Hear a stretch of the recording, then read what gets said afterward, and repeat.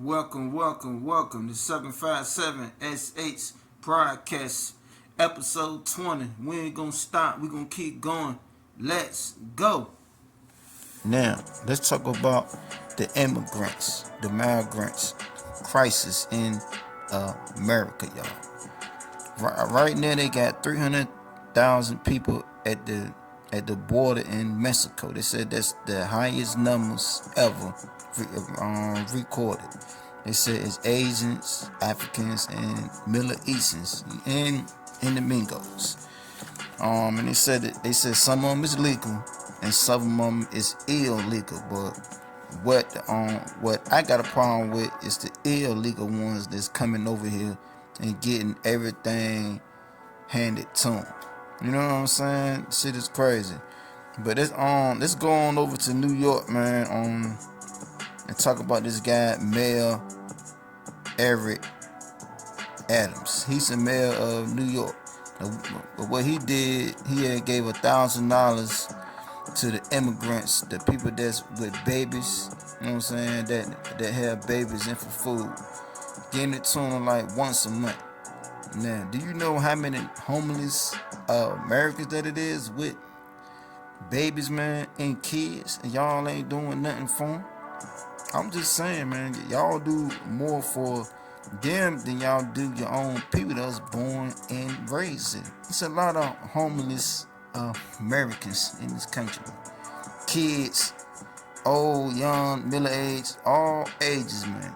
You know what I'm saying? You got mamas with whole families, man, homeless.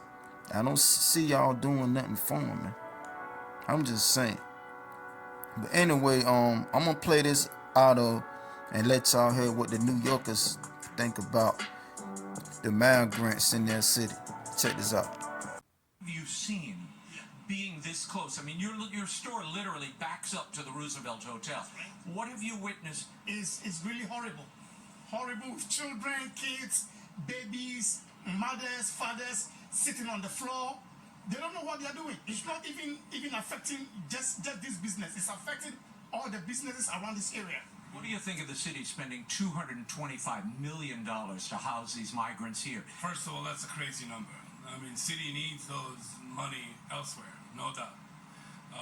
Why does New York owe this to the rest of the United States for this to pay that bill?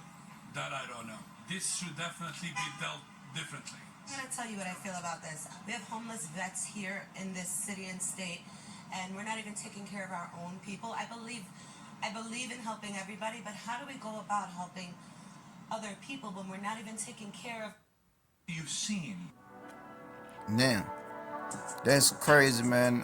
One dude said, it's getting overpopulated. You know what I'm saying? Like people sleeping all on the side of the road, everywhere, man. You know what I'm saying? The shit is crazy, man. But I had seen this junk about they was talking about putting them in the Holiday Inn. It said it's a 50 stores building, and the migrants are gonna be staying there. They said the contract starts and I think April the 1st, and it's gonna end in April 2025. But they said once the contract run out, if the immigrants is still there, the taxpayers of America gotta pay $750 per night for them rooms. For the immigrants now.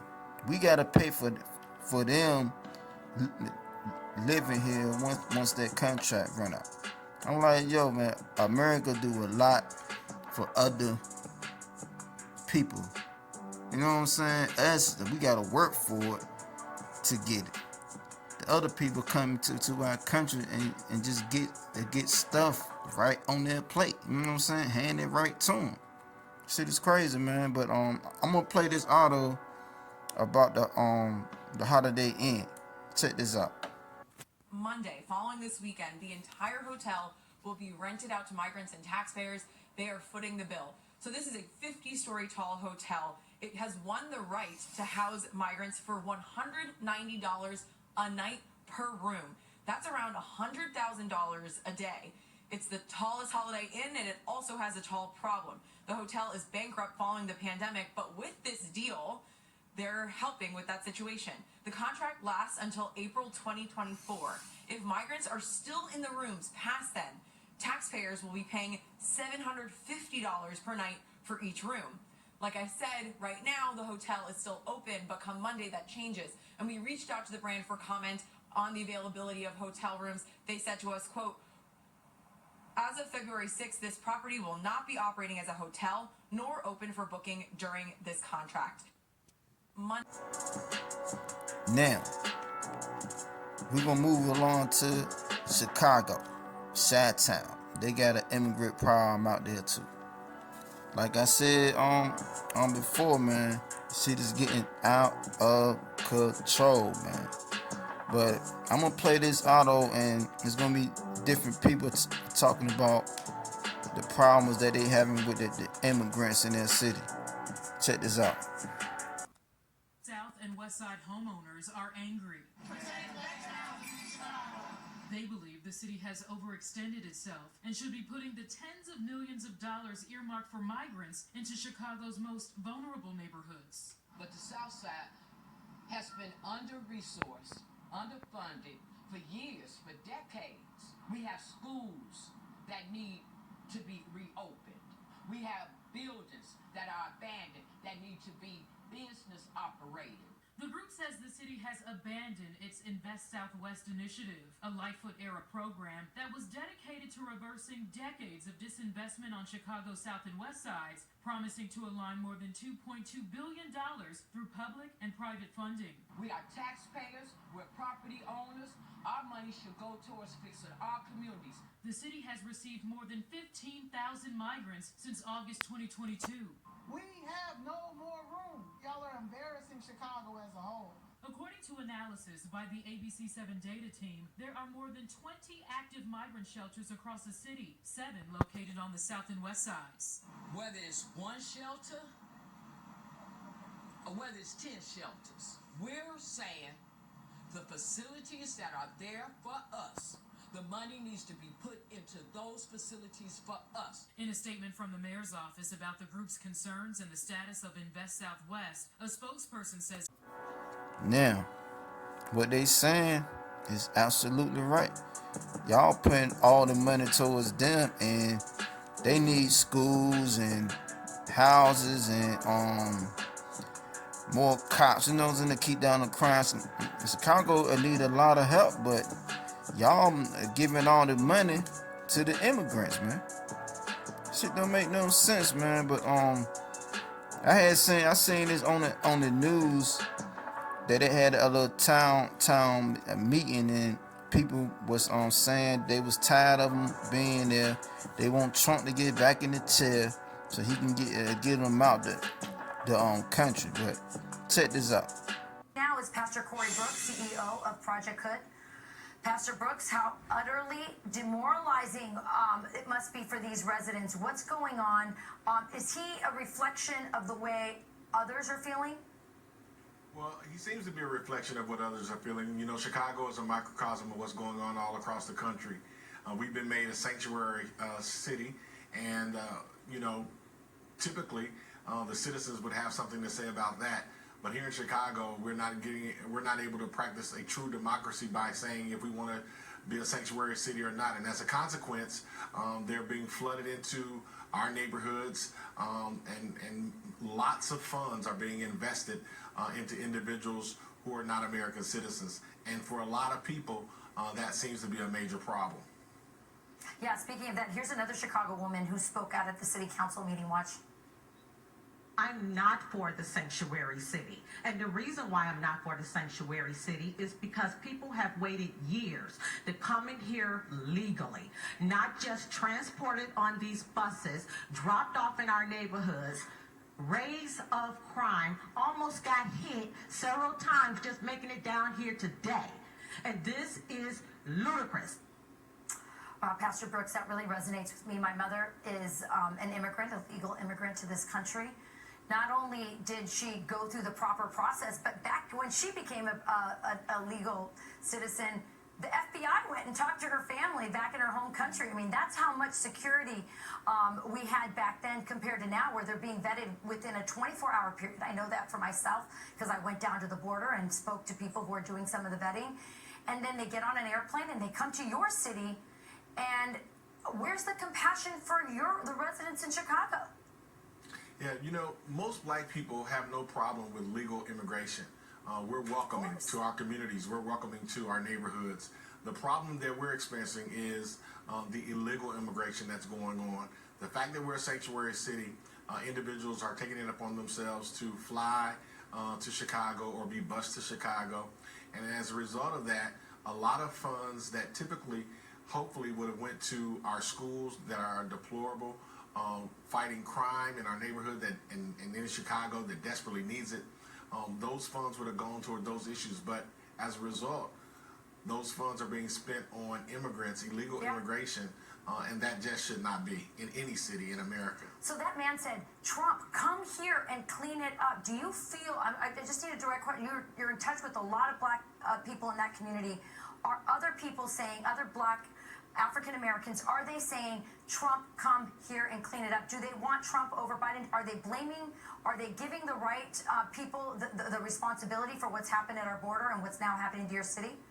There's no doubt about it that people are blaming Biden, and there's no doubt about it that there should be an uptick, the polls suggest, for Trump, especially amongst black males.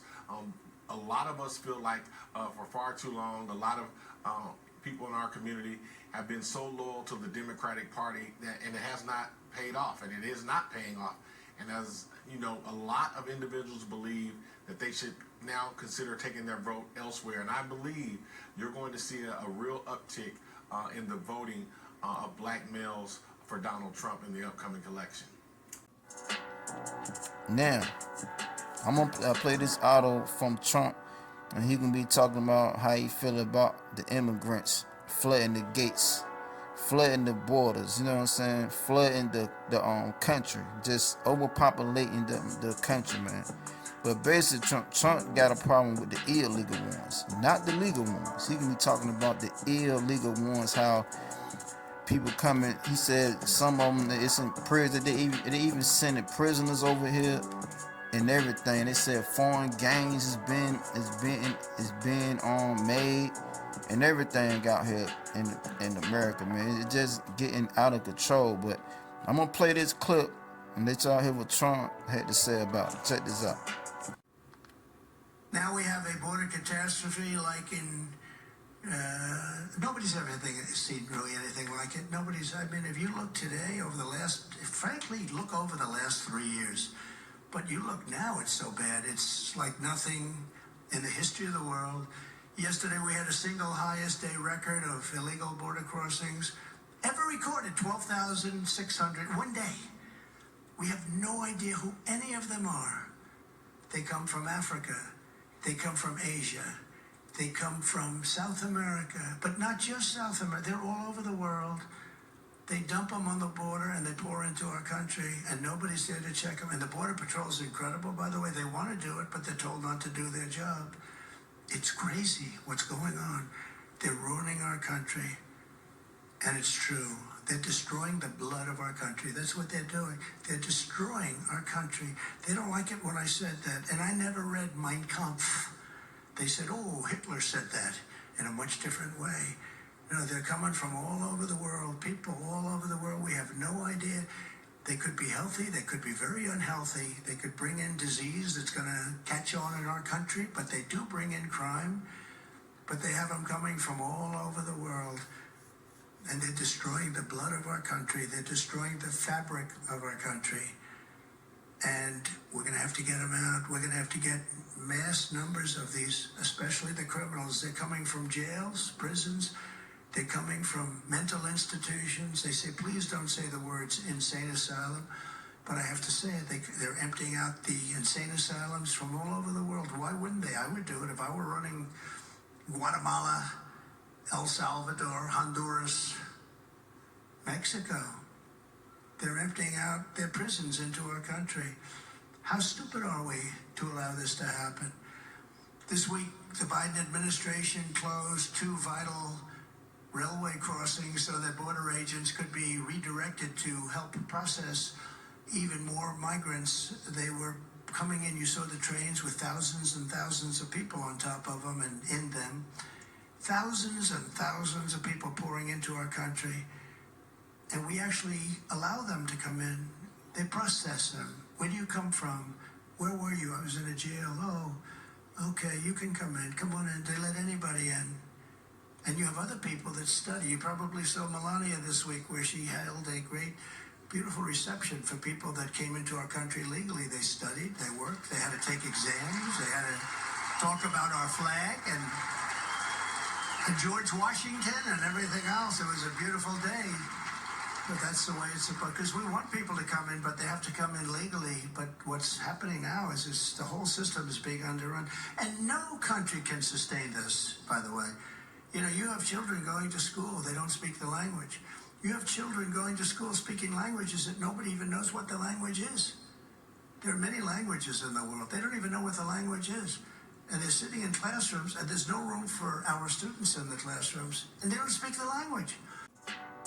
Now, what I gotta say is that I believe that the government is behind it, especially Joe Biden and them. Yeah, they got the border wide open. So I don't know what the elite gender is. I'm gonna say this, man. About 2030, it's gonna be more foreigners in America than it is gonna be Americans. Y'all hear me?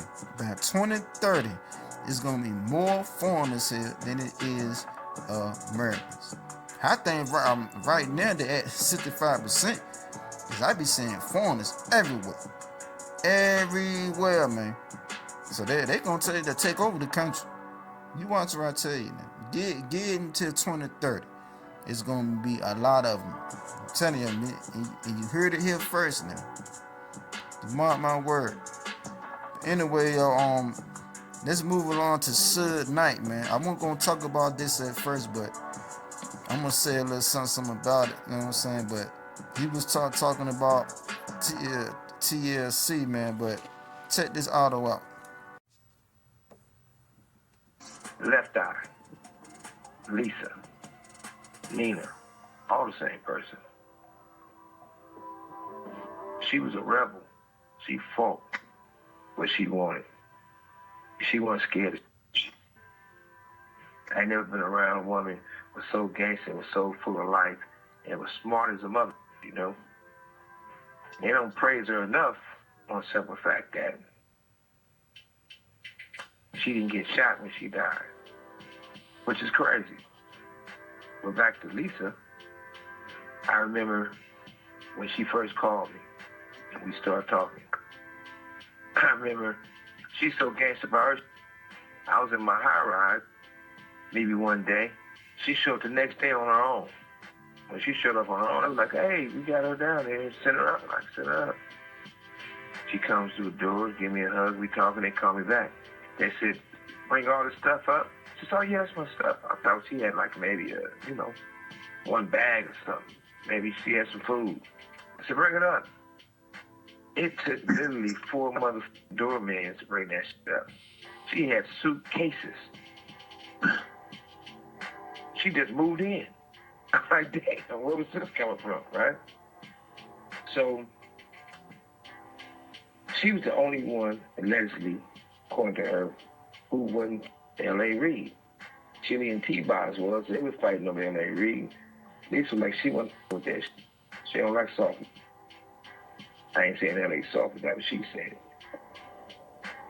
Now, I remember her really getting into it, checking the other 2 members of the group. I remember them being jealous of her. I remember Chilli mad because Lisa slept with Dallas Austin and they in the group together. But Lisa responded was, but you know, you got herpes, so I made sure you put on rubber, so we all good. But now, do y'all believe what he said was true? That Chilli baby daddy had the herpes and left out fucked him, and she told him to put a condom on first, and then everything will be straight. You know what I'm saying? Do that sound true to y'all? I ain't gonna say Suge lying, and I ain't gonna say that he ain't lying, cause it could be true. You know what I'm saying? This is 2024. This is year of truth. Everything coming out. You know what I'm saying? So, hey, man, it is what it is, man. But thank y'all for tuning in to episode 20, man. 757 SS broadcast. We ain't gonna stop. We gonna keep going. Let's go.